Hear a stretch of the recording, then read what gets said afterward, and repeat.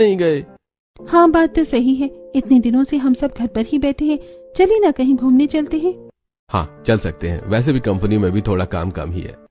हाँ और सभी कर्मचारियों को हमने छुट्टी भी दे रखी है, तो कोई प्रॉब्लम भी नहीं होगी।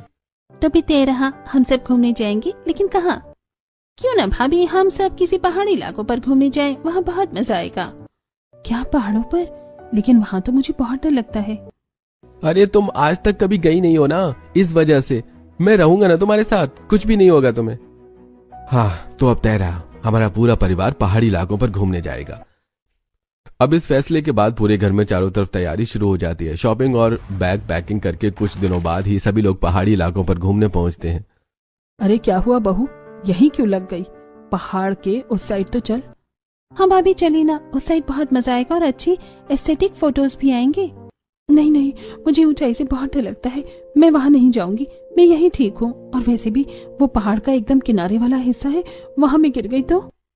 अरे छोड़िए ना, आप सब लोग गंवार हैं, ये हमेशा गंवार ही रहते हैं, गरीब घर से हैं, कभी घूमने नहीं गई होंगी, इसलिए ऊंचाई से डर लगता है।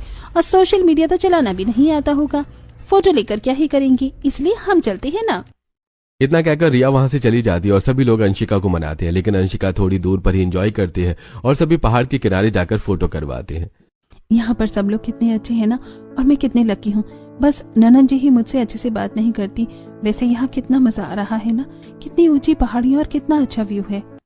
अंशिका इस तरह व्यू देखकर खुश हो ही रही होती है कि तभी उसकी नजर रिया पर पड़ती है, जो फोटो लेने के चक्कर में पहाड़ के एकदम किनारे चली गई थी। अरे ये क्या, कहीं ननन जी गिर ना जाए। तभी अंशिका देखती है कि रिया के पैरों के पास का पत्थर गिरने लगता है और फिर जैसे रिया गिरने वाली होती है उसे तुरंत जाकर बचा लेती है। फिर सभी लोग एक साथ एक जगह इकट्ठा हो जाते हैं। रिया तू ठीक तो है? और बहू तुझे कुछ हुआ तो नहीं? नहीं नहीं मैं ठीक हूँ। ननन जी आप ठीक हैं? पहली बात, आप मुझसे थोड़ा दूर होकर बात कीजिए, कहीं आपकी वजह से मेरे कपड़े गंदे ना हो जाए। बस बहुत हो गया रिया, अब तुमने हद पार कर दी है। बेचारी अंशिका बहू है जिसने अपनी जान पर खेलकर तुम्हें बचाया और तुम उसे इस तरह बोल रही हो। हाँ अंशिका बहू को पहाड़ों से डर भी लगता है, लेकिन फिर भी उसने तुम्हारी जान बचाई, और तू है कि अपनी हरकतों से बाज नहीं आ रही। सभी की बातें सुनकर रिया को अपनी गलती का एहसास होता है और वो सोचती है, बात तो सही है, अंशिका भाभी ने आज मेरी जान बचाई है, वो भी अपनी जान पर खेलकर। शायद मैं ही गलत हूँ जो अमीर गरीब के चक्कर में मेरी इतनी अच्छी भाभी को न जाने क्या क्या कहती रही, लेकिन अब मैं ऐसा नहीं करूंगी। ये फैसला लेने के बाद रिया तुरंत अंशिका से माफी मांगती है।